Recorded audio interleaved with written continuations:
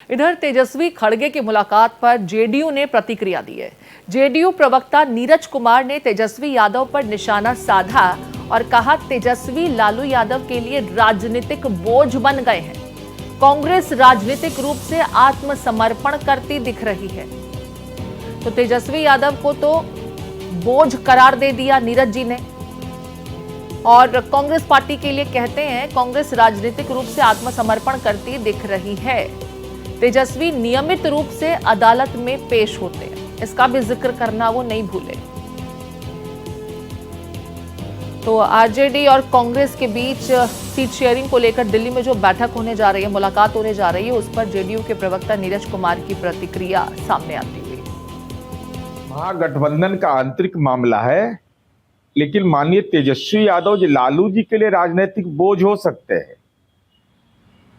अब कांग्रेस पार्टी जिसका एक विरासत रहा है, स्वतंत्रता सेनानियों का विरासत, देश के लिए कुर्बानी देने का विरासत, और वह पार्टी राजनीतिक आत्मसमर्पण ऐसे व्यक्ति के सामने कर दे जो 420 का आरोपी हो, मनी लॉन्ड्रिंग एक्ट का आरोपी हो, और जो जिसकी कोर्ट में पेशी होती हो, तो तेजस्वी यादव पिता लालू यादव हाजिर हो।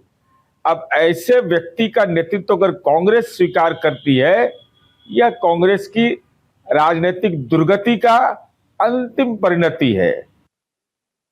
ठीक है, जेडीयू के प्रवक्ता नीरज कुमार को आप सुन रहे थे, जिन्होंने तेजस्वी पर तो तंज कसा ही, और कांग्रेस पार्टी से मुझे समझ नहीं आया कि ये किस तरह की भाषा में, ऐसा लग रहा था अपील कर रहे हैं कि गठबंधन मत कीजिए, चुनावों को लेकर सीटों का कोई गठबंधन नहीं होना चाहिए, उसको लेकर के कोई बातचीत नहीं होनी चाहिए। मेरे साथ प्रशांत जुड़ गए हैं, प्रशांत का रुख कर लेते हैं। प्रशांत, आज दिल्ली में महत्वपूर्ण बैठक होने जा रही है, आरजेडी और कांग्रेस के बीच सीट शेयरिंग को लेकर के एक फॉर्मूला तैयार किया जाएगा, क्या कुछ जानकारी, बैठक कब शुरू होने वाली है? और जानकारी मिल रही है राहुल गांधी भी इस बैठक में शिरकत करेंगे। जी बिल्कुल, देखिए प्रीति, करीब 11 बजे कांग्रेस अध्यक्ष मल्लिकार्जुन खड़गे के आवास में बैठक होगी। राहुल गांधी इस बैठक में मौजूद रहेंगे। साथ ही तेजस्वी यादव के साथ मनोज झा, जो कि पार्टी के राज्यसभा सांसद वो होंगे, कांग्रेस के संगठन महासचिव केसी वेणुगोपाल आदि और जो बड़े नेता हैं वो इस बैठक में शरीक होंगे। देखिए प्रीति, थोड़ी जल्दबाजी होगी कि सीट शेयरिंग को लेकर इस बैठक में चर्चा होगी। दरअसल जो सूत्र बता रहे हैं कि जो बयानबाजी की जाती है, लगातार मुख्यमंत्री के उम्मीदवार को लेकर नई नई बातें निकल कर आती हैं, आगे की रणनीति क्या होनी चाहिए, मुख्य तौर से इन मुद्दों पर चर्चा होगी। और हाल ही में देखा है कि पशुपति पारस भी अब एनडीए से अलग हो गए हैं और लालू प्रसाद यादव की तारीफ करते हुए नजर आए हैं। तो क्या पशुपति पारस के लिए भी कोई महागठबंधन में स्कोप बनता है या नहीं बनता है, इन तमाम चीजों को लेकर ये बैठक होगी।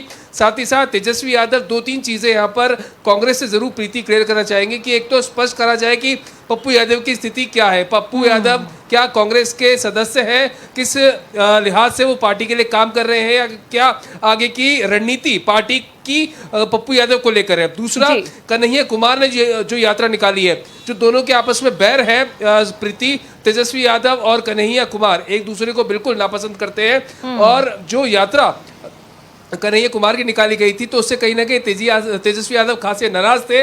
और जो हालिया में राहुल गांधी का किशनगंज का दौरा रहा था, वहां पर भी तेजस्वी यादव नदारद थे, वो नहीं पहुंचे थे, और वही नाराजगी बताई जा रही है कि कन्हैया कुमार की जो यात्रा थी उससे वो नाराज थे। तो 2-3 चीजों को स्पष्ट यहाँ पर तेजस्वी यादव जरूर करना चाहेंगे। और देखिए स्वाति, प्रीति, कि इस बार कई चीजों को लेकर जो कांग्रेस है वो अपना स्टैंड पहले से ही मजबूत कर रही है। देखिए पिछली बार आपको ध्यान होगा 2022 में जब चुनाव थे, तो उसमें करीब 70 सीटों पर जो है यहाँ पर सीटें दी गई थी कांग्रेस को गठबंधन के अंदर 2020 के विधानसभा चुनाव में, लेकिन कुल 19 सीटें ही जीत पाई थी। लेकिन पार्टी का ये दावा था कि हमें ऐसी सीट दी जाती है जहां पर जेडीयू और बीजेपी का वर्चस्व ज़्यादा होता है और कांग्रेस का ज़्यादा ग्राउंड नहीं है, इसके कारण हम वो सीटें हार जाते हैं। और आरजेडी ने एलिगेशंस भी लगाए थे 2020 के चुनाव के बाद कि जो वोट शेयरिंग रहा, वोट परसेंट रहा, उसकी वजह से जो स्ट्राइक रेट था कांग्रेस पार्टी का वो कमजोर था, इसलिए हम सरकार